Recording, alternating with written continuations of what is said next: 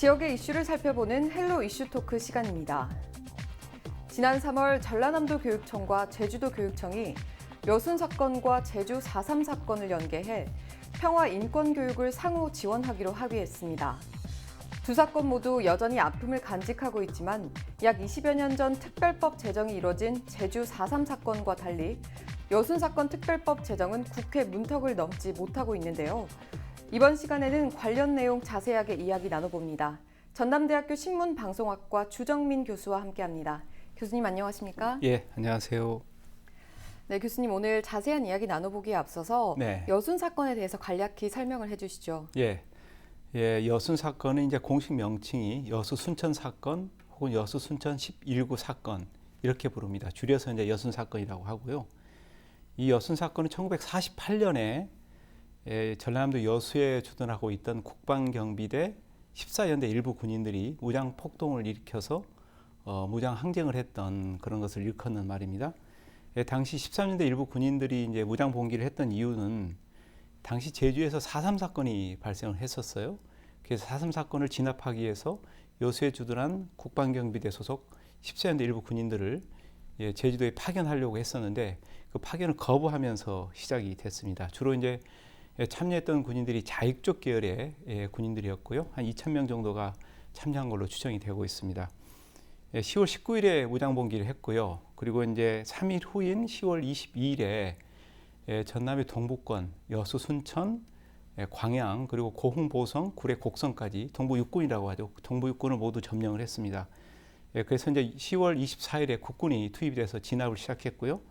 진압을 시작한 지 3일 만에 27일에 결국 모두가 이제 진압이 되는 그런 사건이었습니다. 그때 당시 이제 이 진압 과정, 또 무장 항쟁 과정에서 경찰과 군인 그리고 민간인들이 많이 희생이 됐고요. 희생자는 몇 명인지 아직 정확하게 추정이 되지 않고 있습니다. 보통 400명에서 한 10,000명 정도 될 것이다 이렇게 얘기를 하고 있습니다. 그때 당시 이제 무장봉기에 참여했던 군인들은 일부는 살아서 지리산으로 이제 갔습니다만 지리산에서 빨치산 활동을 하다가 나중에 다 이제 토벌된 걸로 그렇게 기록에 나와 있습니다. 이 제주 4.3 사건과 함께 여순 사건은 이제 해방 전국에서 좌우가 이념적으로 대립하던 상황에서 발생한 민족의 어떤 비극적인 사건이라고 우리가 얘기를 하고 있고요. 이 사건을 여순 반란 사건, 또 여수 13년대 반란 사건, 그리고 여순 봉기, 여순 항쟁, 또 뭐 여순 곤란 이렇게도 부릅니다. 한때는 여순 반란 사건이라고 불렀는데요. 마치 이렇게 부르면 이제 여수 순천 주민들이 반란의 주체인 것처럼 오인할 가능성이 있어서 1995년부터 여수 순천 사건, 또 여수 순천 11구 사건 이렇게 공식 명칭을 붙여서 부르고 있습니다. 네, 이 여순 사건에 대한 특별법 제정이 이제 오래전부터 논의돼 왔지 않습니까? 네. 이 특별법이 필요한 이유는 뭘까요? 예, 그동안에 이제 이 사건을 보면은 이 사건이 나름대로 독특한 특징을 가지고 있습니다. 그 특징은 좌우가 극심하게 대립한 상황에서 발생을 했고 또 이제 참여했던 군인들이 주로 좌익 쪽에 활동했던 군인들이고요. 그리고 이제 사건을 일으킨 군인하고 그리고 진압을 했던 군인 모두가 이승만 정부의 같은 군인들이었습니다. 예, 그런 특징이 있어서 좀 특성을 가지고 있었고요. 또 한편에서는 이 사건이 벌어진 배경이 제주 4.3 사건 진압 과정에서의 저항, 또 그리고 군부 내부에서 그때 당시 숙정운동이 있었는데 거기에 대한 또 반발심, 그리고 또 당시 이제 군인하고 경찰이 사이가 안 좋았는데 군인들이 경찰에 반발했던 그런 또 측면들이 있습니다. 그래서 여러 가지 복합적인 것들이 이제 얽혀 있어서 그동안에 이제 정부가 이 사건들을 좀 진상을 규명하고 명확하게 밝히려고 했습니다만은 사실 그런 시도들이 정확하게 이루어지지 않았습니다. 그래서 이 사건의 실체에 접근하는 것 자체가 굉장히 조심스러웠고 그래서 이 사건이 그동안 좀 묻혀 있었던 거죠. 그래서 이제 정부에서는 특별법을 제정해서 이런 사건들을 좀 분명하게 진상도 규명하고 또 무고한 피해자들도 밝혀내고 또 필요하다면 보상도 하고 이런 절차를 밟을 필요성이 있다고 이제 판단했고요. 과거에 노무현 정부에서 제1기 진실화해 과거사 정리위원회가 구성이 돼서 거기에서 이제 사건을 한번 조사한 적이 있습니다만은 그때 그 사건 조사 결과는 여수, 순천, 구례 이렇게 이제 지역 단위별로 또 조사가 됐고 그때 당시 또 이 조사에 참여했던 분들이 대부분 이제 이 지원을 받아가지고 다시 말해서 신청인 중심으로 이게 조사가 되다 보니까 일부 많은 사람들이 또 누락이 되는 그런 문제점이 있었습니다. 그래서 특별법을 제정해서 이 전반적으로 다시 한번 철저하게 조사를 해보자 이런 취지에서 특별법 제정을 추진하고 있습니다. 네, 말씀해 주신 대로 이제 풀어나가야 할 것들이 정말 많은 것 같은데 이 특별법은 구체적으로 어떤 내용을 담고 있습니까? 예, 이 특별법의 공식적인 명칭이 여수 순천 11구 사건 진상규명 및 희생자 명예회복에 관한 특별법입니다. 예, 이 특별법의 이 명칭에 담겨 있는 내용이 사실은 이 특별법의 내용이라고 보면 되는데요. 여순 사건에 대한 진상규명 그리고 희생자에 대한 명예회복 이게 핵심입니다. 예. 이 소봉철 의원이 이제 대표 발의했고요. 이 소 의원은 전남 순천광양 곡성 구례가 지역구입니다. 이분이 이제 하면서 그 담았던 내용 중에 핵심적인 게 이 명예회복위원회를 구성을 해서 명예회복위원회가 중심이 돼서 진상규명도 하고 희생자와 또 유가족에 대한 명예회복 사업도 하고 이렇게 하고 있고요. 그리고 또 이제 그 법안에는 위령 묘역 또 위령자 탑 이런 것도 건립하도록 되어 있습니다. 특별히 이제 이런 사업들을 하기 위해서 재단을 만들도록 그렇게 규정이 되어 있고 이 재단에서 진상규명과 관련된 여러 가지 문화예술, 학술활동 이런 것도 하게 되어 있고 또 유가족의 복지 사업도 하게 되도록 그렇게 되어 있습니다. 이제 앞서 말씀드린 이 제주 4.3 사건은 이미 특별법이 제정돼서 지금 조사가 진행 중인데요. 그 특별법을 벤치마킹한 그런 법이라 할 수 있겠습니다. 예. 지난해 1월에 여순 사건 당시에 사형을 당했었던 민간인 희생자가 72년 만에 재심해서 무죄 선고를 받았지 않습니까? 그때 그 판결을 받고 이 특별법 제정에 대한 기대가 참 높았었는데요. 1년이 지났지만 아직도 제자리입니다. 이런 부분 어떻게 보십니까? 예, 그 작년 1월에 이제 72년 전에 여순 사건 때 이제 내란죄, 국권문란죄로 이렇게 사형을 받은 그런 장환봉 씨라고 그때 29살 됐는데 이분이 이 재심 재판에서 무죄를 받았습니다. 이 사연을 조금 말씀을 드리면 이분이 당시 이제 그 순천역에서 영문으로 근무를 하고 있었는데 여순 사건이 발생해서 14년대 군인들이 기차를 타고 이제 순천역으로 진입을 해서 이 군인들에게 일부 동조도 하고 함께했던 그런 측면이 있었던 모양입니다. 그래서 그때 당시 이제 군인들에게 동조했다는 이유로 계엄군에 체포가 돼서 22일 만에 처형이 됐습니다. 그런데 이제 이 장 씨의 딸이 장경진 씨라고 장경자 씨라고 이분이 이 아버지의 명예를 좀 회복시킬 필요성이 있다 해서 재심을 신청했습니다. 그래서 대법원이 절차상에 이제 분명히 하자가 있다. 특히 이 적법한 절차가 없이 구속이 되고 또 재판을 받았기 때문에 다시 한번 재심을 해봐라 해서 이 순천 이제 지청에서 쭉 검사가 배당이 되고 또 판사도 배당이 돼서 재판을 했는데요. 예. 이 재판 결과 이 무죄인 걸로 최종적으로 판단을 했습니다. 그 이유가 뭐냐면 당시 이제 이 법에 적용이 됐던 내란죄는 그때 당시 이제 내란에 관여했다는 특별한 어떤 그 증거가 없고요. 그리고 이제 국권문란죄 같은 경우에는 국권문란죄가 그때 당시 이제 이 미 군정 때 만들어진 그런 법안인데 이미 그 법안에 이 법의 효력이 상실된 상태에서 적용이 됐다 이렇게 했고요. 무엇보다도 이제 절차상으로 또 문제가 있다 이렇게 판단을 했는데. 이 공소 사실을 통보하지 않은 상태에서 이제 재판을 했고 또 이제 민간인을 군법 회의에 또 회부한 그런 측면들이 있었습니다. 그래서 이런 것들 때문에 결국은 이 무죄가 선고가 됐습니다. 그래서 이제 이 사건을 계기로 해서 아마 이 장환봉 씨와 같은 그런 분들이 여순 사건 때 굉장히 많았을 것이다 이렇게 추정을 하고 있습니다. 그래서 재판부도 장환봉 씨 같은 경우에는 정말 그냥 열심히 근무한 그 국가 공무원이었다. 그래서 굉장히 억울하다 이런 얘기를 했는데 이런 것들 때문에 결국 특별법을 통해서 이렇게 무고한 이 민간인들의 희생 이런 부분을 좀 밝힐 필요가 있다는 겁니다. 네, 계속해서 이야기 나눠보고 있듯이 그런 계기가 있었음에도 불구하고 이제 이 특별법이 16대 국회부터 4차례나 이제 발의가 됐지만 아직도 지지부진한 상황입니다. 이 특별법 제정 진행 상황 어디까지 와 있습니까? 예. 이 여순 사건 특별법은 이미 이제 16대 국회 그러니까 2001년부터 4차례 발의됐지만 상임위에 이제 계류가 되면서 자동 폐기되는 그런 과정을 겪어왔습니다. 그래서 지난해 7월에 앞서 말씀드린 대로 이제 소병체론이 다시 발의를 했고요.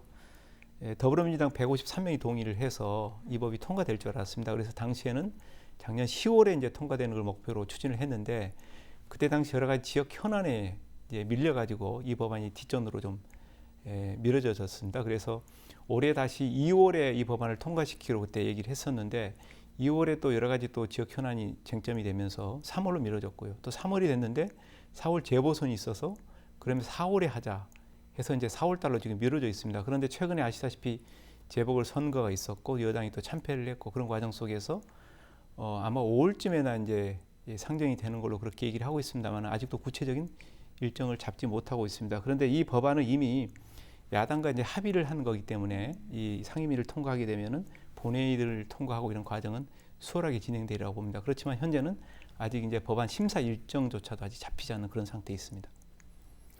네, 이렇게 과거 4차례 무산됐음에도 불구하고 여전히 광주 전남 지역의 국회의원들이 특별법 제정을 위해서 힘쓰고 있습니다. 이 현안에 특히 더 노력을 기울이는 이유가 있을까요?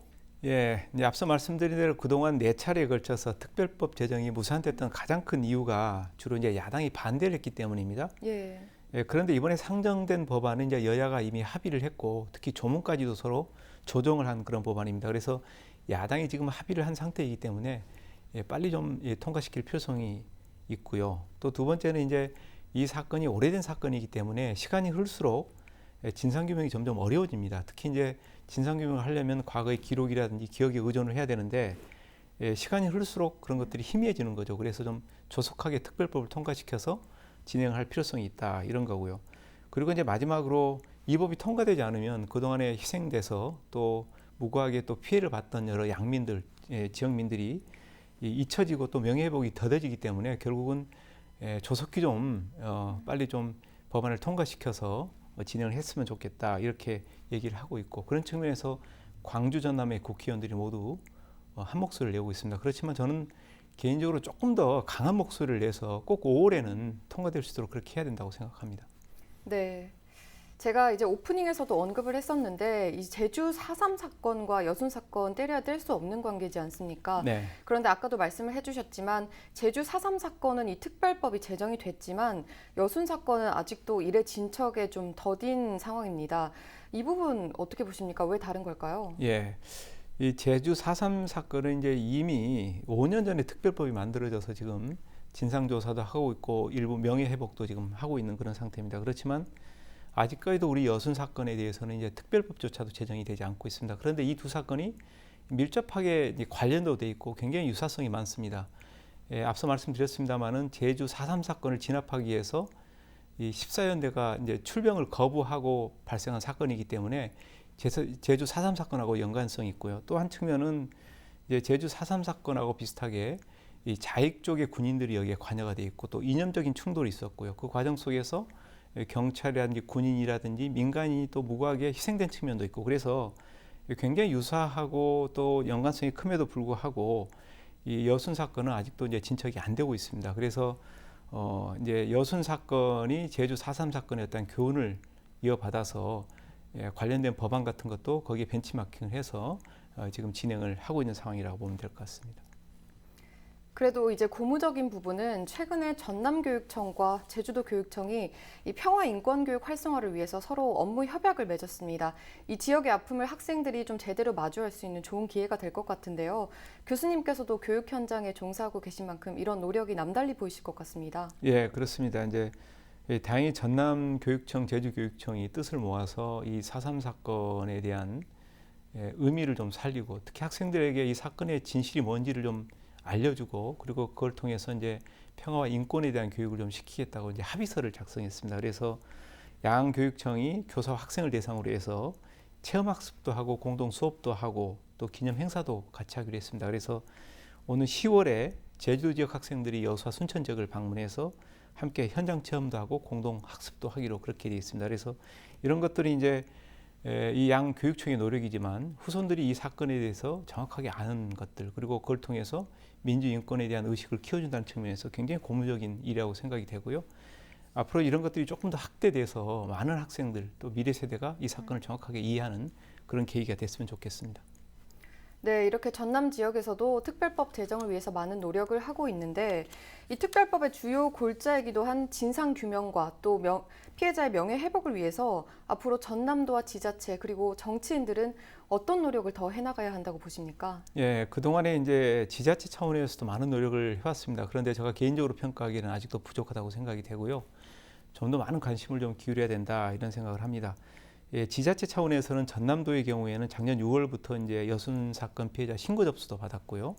그리고 10월에는 이제 72주년을 맞이해서 합동 위령제 같은 것도 지냈습니다. 그리고 여수시는 이 여순 사건 홍보단을 만들어서 이 특별법 제정을 위해서 여러 가지 홍보 활동도 하고 또 국회의원을 찾아가서 설득도 하고 이런 작업들을 하고 있습니다. 그런데 여기에 그치지 말고요. 좀 더 적극적으로 지자체 차원에서 노력을 해야 된다는 생각이 들고, 그리고 또 의회 차원에서는 이제 전남도 의회가 좀 나서서 2019년부터 여순 사건 특별위원회를 꾸려가지고 유족들과 간담회도 갖고, 그리고 이제 이 여수, 순천, 광양, 보성, 구례, 고흥 6개 이 시군 의회에서 여순 사건 특별법을 제정하라고 이렇게 공동 성명도 발표했고 이런 노력들을 하고 있습니다. 그런데 제가 보기에는 그게 좀 진정성을 가지고 적극적으로 하기보다는 의례적인 것들로 또 정치적인 행사로 이렇게 좀 외형적인 측면만 강조한 게 아니라 아쉬움이 좀 있습니다. 그래서 좀 더 진정성을 갖고 특별법 제정을 위해서 좀 노력을 해야 된다는 생각이 듭니다. 특히 이제 전남 동부의 6개 시군인데 그중에서 여수 순천 중심으로 지금 이런 논의들이 진행이 되고 있고 참여를 하고 있는데, 다른 지자체들도 또 다른 시의회들도 또 군의회들도 좀 더 적극적으로 참여해서 도와줄 필요성이 있다 이런 생각을 합니다. 네, 조금 더 진정성을 갖고 접근을 해야 한다고 말씀을 해주셨는데 네. 이제 지자체와 전남 역할뿐만 아니라 또 도민들의 역할도 필요하다는 생각이 드는데요. 어떤 노력이 필요할까요? 예, 아마 우리 전남 도민들이 모두 이제 이 여순 사건에 대해서 관심을 갖고 있고 또 적극적으로 여순 사건 특별법이 통과되도록 협조를 해주고 있는 걸로 알고 있습니다. 그렇지만 이제 도민들이 나서서 가시적으로 움직이는 행동은 크게 보이지는 않고요. 주로 이제 여수와 순천 지역의 시민단체를 중심으로 이런 활동들이 진행이 되고 있는데, 여수의 경우에는 이제 희생자 지원사업 추진위원회를 구성해서 추모 행사 같은 것을 해오고 있고요. 그리고 이제 여수 지역사회 연구소 이런 데서는 또 온라인으로 특별법 제정을 촉구하는 그런 토론회 같은 것도 하고 이렇게 진행하고 있습니다. 그렇지만 이제 이런 것들이 최근에 와서 이제 본격적으로 얘기가 나오고 있고 또 일부 시민단체 중심으로 진행이 되고 있어서 우리 전체 도민들의 적극적인 지원과 관심 이런 것들이 좀 필요해 보입니다. 특히 이제 이게 이 여수 전남 지역의 그 여수와 순천 이 동부권 6개 지역이었던 시군구의 문제가 아니고 전남의 문제라는 인식을 좀 갖고 적극적으로 관심을 좀 기울일 필요성이 있다. 내 개인적인 일이다, 내 집안의 일이다 이런 관점에 접근이 필요하다고 생각이 됩니다. 네. 그럼 앞으로 이 여순 사건 특별법이 제정이 되고 나면 또 그 이후에 남은 과제도 있을 것 같은데요. 뭐라고 보십니까? 예. 이제 특별법이 제정이 되면은 이 특별법에 담긴 내용들이 좀 충실하게 이행될 수 있도록 하는 것이 굉장히 중요해 보이는데, 저는 한 3가지 정도가 중요하다고 봅니다. 첫째는 이제 이 진상조사를 좀 체계적으로 과학적으로 해야 되는데, 진상규명 과정에서 사실은 희생자의 유가족들이 적극적인 협조를 해줘야 됩니다. 그런데 이제 희생자 유가족들이 과연 얼마나 적극적인 협조를 해줄까 이런 좀 걱정이 앞섭니다. 왜냐하면 이게 앞서 말씀드렸습니다만 좌우 이념 대립이 그 밑에 깔려 있거든요. 그러니까 적극적으로 나서기를 꺼려할 가능성이 있어서 이 부분에 있어서 협조를 잘 이끌어내는 그런 노력들이 필요하고요. 두 번째는 이제 정부가 좀 진정성을 가지고 이 희생자들의 명예 회복을 위해서 좀 도와줘야 된다 이런 생각을 합니다. 무고한 그 희생자들이 국가 폭력으로부터 희생을 당하는 거기 때문에 좀 정당한 보상이 이루어질수록 해야 되는데, 앞으로 아마 이 논의 과정에서 이 보상을 갖고 또 논란이 많을 것으로 예상이 됩니다. 보상의 이 방법이라든지 애우의 정도라든지 이런 것들, 그래서 그런 것들 때문에 이 희생자들이 오히려 마음의 상처를 받지 않도록 좀 배려할 필요성이 있다 이런 생각이 좀 들고요. 그리고 이제 마지막으로 3번째는 좀 빠른 시간 안에 이게 좀 진상 규명이 돼야 될 필요성이 있습니다. 앞서 말씀드렸습니다만 72년이 흐른 그런 사건이기 때문에 사람들의 기억에 의존해야 되는 측면들이 많습니다. 그래서 시간이 흐를수록 실제로 이건 진상 규명이 되지 않을 가능성이 있고, 또 기억을 가진 많은 사람들이 또 돌아가실 수 있고 또 기록이 묻힐 수 있기 때문에 잘 그 시간을 조정해서 이른 시간 안에 진상조사가 되고 거기에 바탕을 두고 명예회복이 진행되는 그런 절차를 밟아야 한다고 생각합니다. 이번 21대 국회에서는 꼭 특별법이 제정이 돼서 좀 유가족들의 마음에도 봄이 올 수 있기를 바라겠습니다. 오늘 말씀 여기까지 듣겠습니다. 고맙습니다. 예, 감사합니다.